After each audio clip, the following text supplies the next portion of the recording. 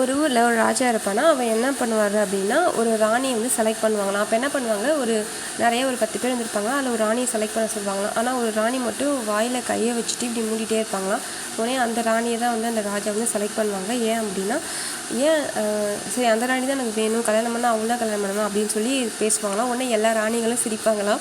உடனே அதுக்கப்புறம் அந்த ராணியை கல்யாணம் பண்ணி வச்சுருவாங்களாம். கல்யாணம் பண்ணி வச்சதும் உடனே அந்த ராணி வந்து பேசவே மாட்டாங்களாம். கையை வாயில் மறைச்சி வச்சுட்டே இருப்பாங்களாம். என்னென்னு பார்த்தா சாப்பிட்டுட்டே இருப்பாங்களாம். 24 மணி சாப்பிட்டே இருப்பாங்களாம் அந்த ராணி. உடனே அதுக்கப்புறம் மட்டும் பார்த்தீங்கன்னா, திடீர்னு கல்யாணம் பண்ணி முடிச்சதும் உடனே திருப்பி பார்த்தா அப்படியே தெருவெல்லாம் ஃபுல்லாக சீர்வரிசையாக இருக்குமா. என்ன சீர்வரிசைன்னு பார்த்தா வெறும் பொட்டலமாக கட்டி எட்டு விடுவாங்களாம். என்ன அப்படின்னு பார்த்தா, அந்த ராணிக்கு வந்து சாப்பாடு மட்டுமே இதுவாக இருக்குமா. அப்போ என்ன பண்ணுவாங்களாம், தினமுமே வந்து என்ன பொட்டலம் கட்டி, அதாவது சாப்பாடு இல்லாமல் தனியாக சாப்பிட்றதுக்காண்டி எடுத்துகிட்டு வந்து கொடுத்துட்டு போயிட்டே இருப்பாங்களாம். அதை அப்படியே பொறுமையாக சாப்பிட்டே இருப்பாங்களாம், அப்படி கை மறைச்சிக்கிட்டே. உடனே ராஜா வந்து அவங்கக்கிட்ட போய், உங்கள் பேர் என்ன, இது வரைக்கும் நீங்கள் சொல்லவே இல்லை அப்படின்னு சொல்லி அவங்கள்ட்ட கேட்பாங்களாம். அப்போ கூட அந்த ராணி வந்து பேசாமல் அப்படியே சாப்பிட்டே இருப்பாங்கன்னா, அப்படியே ஸ்மைல் பண்ணி இந்த ஸ்டோரியை முடிச்சிருவாங்க.